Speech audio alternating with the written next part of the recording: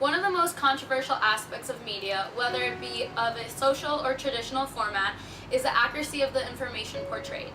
A majority of public opinion is based off of the accuracy of a news source. To illustrate the impact of media and how it has changed over time, we chose to interview people with first-hand experience to a crisis that impacted the U.S. In doing this, we compared personal perspectives on an issue versus the lens that the media has attempted to portray.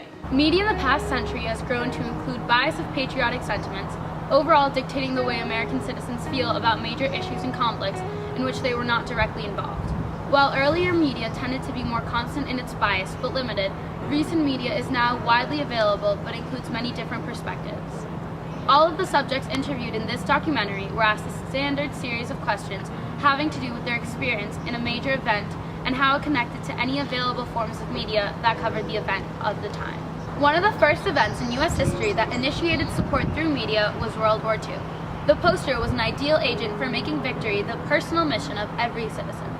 Media in the past century has grown to include bias of patriotic sentiment, overall dictating the way American citizens feel about major issues and conflicts in which they are not directly involved. In order to analyze the media's presence during World War II, we called Caitlin's grandfather, a member of the Royal Canadian Air Force in World War II. He resided in both Canada and the United States during the war.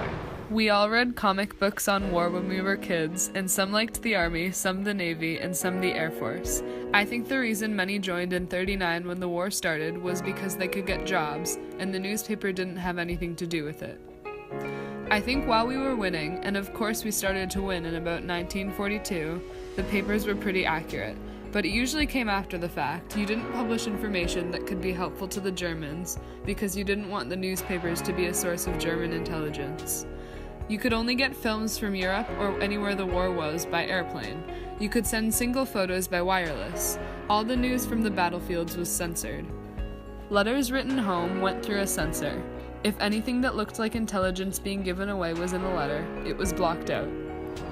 Newspapers during World War II were the most common source of wartime information for regular citizens. While newspapers conveyed objective news, they often censored or covered up major parts of the war to avoid instilling fear or a sense of American loss into their readers in the U.S. On November 26, 1942, President Roosevelt ordered a nationwide ration on gas. This news made it into the New York Times, but was overshadowed by the headline, "Russians cut off more Nazi troops." To develop a sense of American nationalism, public news outlets such as the New York Times put Allied victories at the forefront of every publication.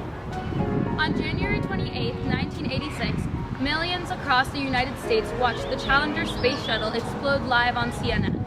The New York Times published a full-length, front-page late edition of the newspaper to deliver the breaking news of the event that was witnessed by thousands of spectators who watched in wonder, then horror, as the ship blew apart high in the air. The NBC Nightly News and the CBS Evening News devoted their programs to reflection on the shuttle. President Reagan delivered a speech that was broadcast live from the Oval Office. Well, obviously it was a huge shock. It was a little bit like other important national events and national tragedies, really, where you were when President Kennedy was assassinated, for example. You know, to many people, or where you were on 9/11, to many people the Challenger explosion had the same psychological effect on them. They would always remember where they were and what they were doing when it happened. CNN was the only television network that was broadcasting the Challenger launch live. So schools and classrooms all over the country were watching the Challenger launch live on CNN for the very first time, and hundreds of thousands of school children, students, saw this accident live. So the media had a huge and disproportionate impact. It really made CNN as the sort of cable news network to the world, and such an enormous technological achievement, the space shuttle program, and here was a tragedy that had befallen it that no one had expected. So it did bring people together in an indirect way. As a tragic event, the Challenger explosion was hard to visualize in a positive manner.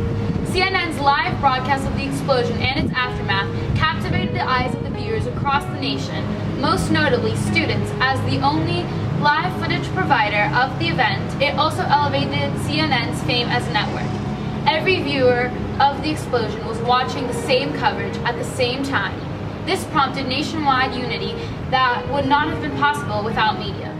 9/11 was one of the first major terrorist attacks to hit the United States. Media coverage reached nearly all citizens of the country who had access to a television. It was broadcasted to the American public in schools, homes, offices, and storefronts. Much of the explosions themselves had live coverage, and shocking and devastating images were available to all.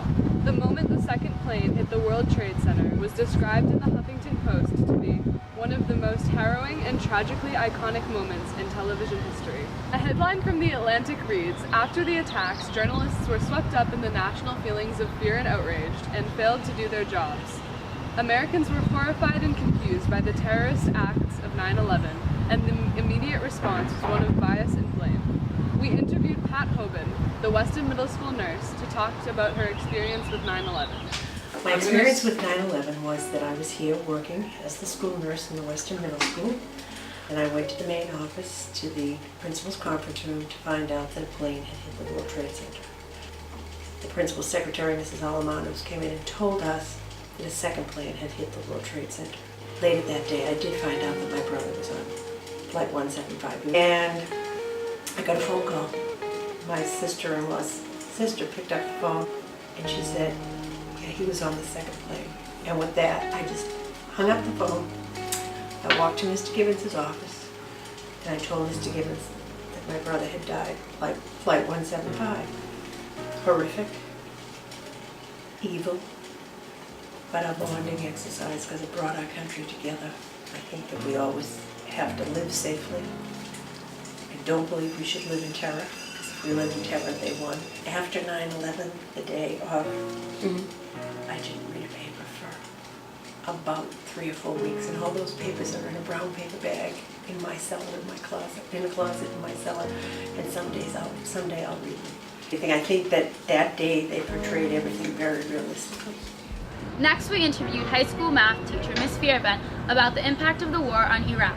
Christian joined the Army right after college. He went in as an officer. After being in the Army, he got orders to go to Iraq, which was a full year deployment. There was an incident when he was there, I know in August. He was in a 3-truck convoy, and his truck was the first, and then of course there were 2 behind him, and they rode over an IED. But surprisingly and amazingly and so fortunately that his truck did not get blown up, the second truck got blown up. So initially, like, the reaction to start, I guess like attacking maybe, for me kind of felt like, okay, we're getting a chance to like strike back, but I mean, it was like, why are we going to Iraq? Like, I had lots of questions. I felt like I didn't really know much about the situation. I think the media blows it out of the water. Like, they make it so much more of a big deal than I really think it is. I know. Quite different from the rest of the events, we examined the Boston Marathon bombing. A very recent tragedy, the marathon bombing shook the city of Boston and the rest of the world as terrorism. Within minutes of the explosion, the Boston Police Department went live on Twitter and Facebook. It was clear that unlike any previous act of terrorism, news of the Boston bombings would be shared not only through television and news, but also through more personal media outlets. Yeah, I was working a volunteer shift. During the marathon, I was at mile 25.1, so about a mile away from the finish line. After it happened, I remember, like, right after it happened, and then also when the manhunt happened a few days later, and everything was in lockdown, I got texts, emails, calls, like, I got all sorts of, are you okays from people who I hadn't heard about or heard from in a very, very long time. I got these from all across the world. I'm personally happy with the campaigns that came out of it, like the Boston Strong campaign. Like, the news, just all it was doing was instilling fear and the anxiousness, anxiety, and just like nervousness and all sorts of things like that. But all the text of like, are you okay? Like, I hope everything's fine. Like, hey, I heard about Boston. I mean, those things wouldn't have been possible without like the news telling those people about it or social media connecting them to me. In the 21st century, many social media users consider themselves to be more domestically aware. Nevertheless, media has not become as accurate as we would like to believe. A variety of the people we interviewed mentioned that they believe that media unfairly judged the situation, disproving the belief that over time, media has become more truthful. Major domestic events have had a large influence over the media, which has enhanced the unity of the American people and created a more informed public.